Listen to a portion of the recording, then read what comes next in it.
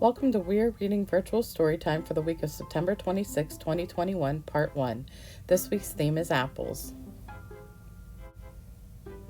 Johnny Appleseed, My Story, by David L. Harrison, illustrated by Mike Wanuka. "Someone is coming," Beth yelled. It was a lean, wiry man with pep in his step. "Mama, Papa," cried Will. "It's Johnny." It was Johnny Appleseed. Papa stopped chopping wood. "Johnny Appleseed is always welcome," Papa said. "He always has a good tale to tell." Johnny smiled and waved hello. Mama invited him to stay for supper. Beth and Will were so excited. They jumped up and down. "Tell us a story," they begged. Johnny scratched his chin. His eyes were kind. "You children are growing like tree sprouts," he said. "I will tell you a story. After I help your papa chop wood." Johnny was good with an axe. He chopped and chopped. At dinner, Johnny ate all he could. He told Mama, "I walked 20 miles to get here. Your pie was worth every step." He winked at Beth and Will. "Now for a story," he said. Beth and Will sat on the floor. They loved stories. Johnny began like this. "My real name is John Chapman. I grew up in a big family. 10 kids. We were noisy and raggedy, always barefoot, and we were as hungry as the bear cubs in spring. To be by myself, I would head for the woods. I knew the trees and rivers for miles. More and more, the woods felt like home. After school, I worked to help my family. But when I was old enough, I set out on my own. I packed up my gun and my hatchet. I left Massachusetts, walking west on my bare feet. Soon I came to a cider mill. They were giving away the seeds from the apples. A poor boy never passes up anything free. I filled my pack with seeds. I grinned as if those seeds were gold. But I lost that grin in a storm in Pennsylvania. I was walking up the mountains. All at once, the day turned dark as night. The wind began to howl. It was bitter cold. Snow was soon up to my waist.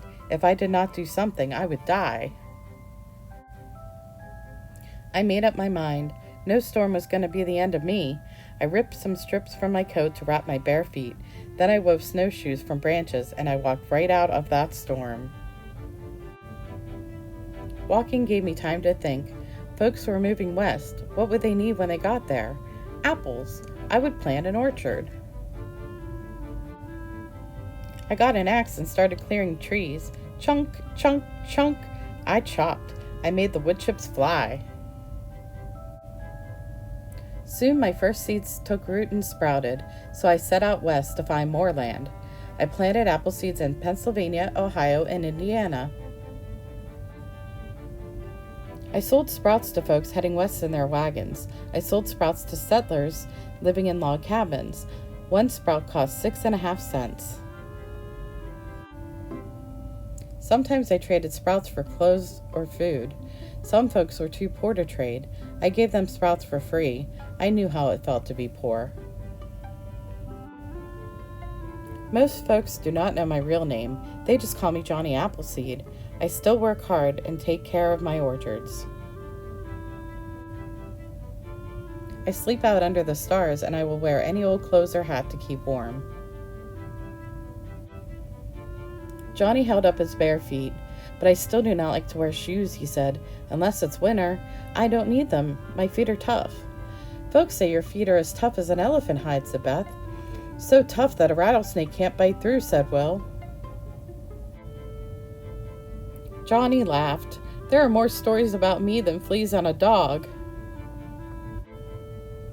Folks say I can leap over icy rivers or melt ice with my bare feet. Folks say I once met a band of men who wanted to fight me. I talked them into a chopping contest instead. Of course I won, and I tricked those rascals into helping me clear land for a new orchard." Then there are bear stories. People say bears trust old Johnny Appleseed. Mama bears do not mind if I wrestle their cubs. Others say I sleep with bears to keep warm on winter nights. Ugh! Have you ever smelled a bear's breath? But one thing is for sure, I know a lot of Indians. Many are my friends. They have taught me their languages, and how to hunt for food, and how to make canoes out of hollow logs. Will yawned. Beth was half asleep. Johnny stood up. Time for you two to go to bed, he said, and time for me to keep walking. There is always more planning to be done. Beth and Will hugged Johnny. Next time you visit, you will have more stories to tell us, said Will. And more wood to chop, said Johnny. And more of Mama's pie to eat, Beth giggled.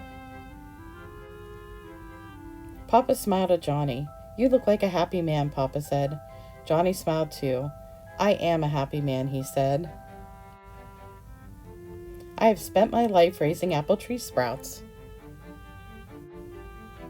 Now all across the land, folks are enjoying apples from my trees, and that makes me happy. Then Johnny Appleseed waved goodbye. The end. We're going to make a paper plate apple core. And to do this, what you'll need is your Craft to Go kit, which in this case is a pre-cut paper plate shaped like a core. You'll also get, I believe it's 10, but several coffee beans, and then a leaf and a stem for your apple. And then you're going to need something for the skin of the apple, which we'll just paint on like the rough part of the plate. So you'll need paint and a paintbrush, any kind. You'll need glue for the stem and the coffee beans. Now, as far as paint goes, of course, you can be creative and do whatever color apple you'd like. I chose red because most of the apples I eat are red. The basic colors for apples are red, yellow, and green. So the first thing I'm going to do is I'm going to go ahead and paint where the skin would be on the apple core. We're just going to leave the actual core part. Usually that's a yellowish, whitish color. I'm just going to leave it white. It does turn brown whenever it is exposed to air. But you can use any kind of paintbrush, by the way. I'm using a sponge paintbrush just because that's what I had handy. You can see I don't necessarily always stay in the lines. I try my best, but it's okay if you don't. So I'm just going to paint this part.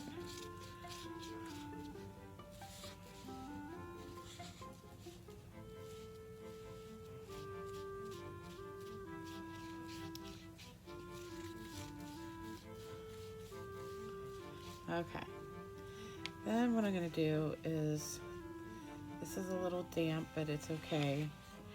I'm going to turn it over. The reason it's okay is because it's kind of lifted. I'm going to glue my stem and my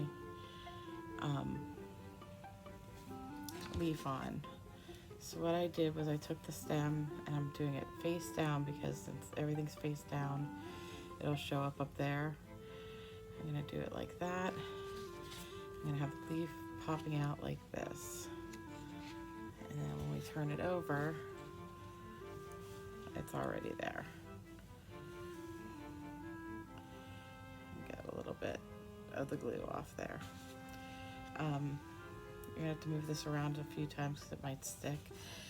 It might be better to use a glue stick for that part rather than liquid glue. But the last part is we're gonna put a little glue here in the middle. And this is where our apple seeds are gonna go. Okay, that's not a little bit of glue. I put a lot of glue. And just go ahead and sprinkle your coffee beans in there. This is kind of a sensory experience too because you can smell the coffee beans.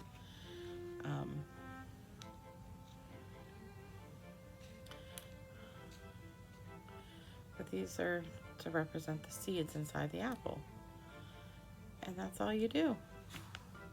There is our apple core.